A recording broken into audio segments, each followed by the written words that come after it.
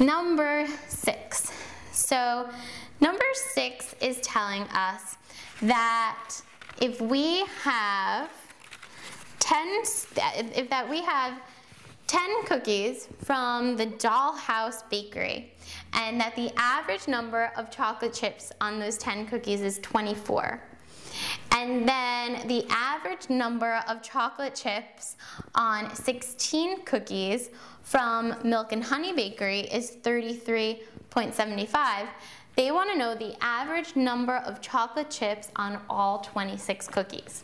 So we're just going to multiply this like we do in all of our average questions.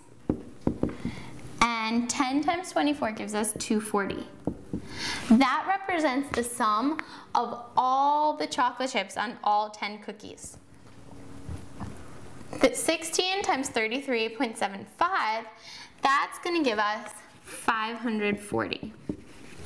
So if we then add the 240 plus the 540, we end up with 780.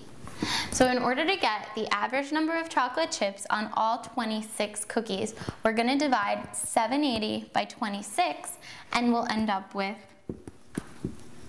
30. And that would be answer choice C.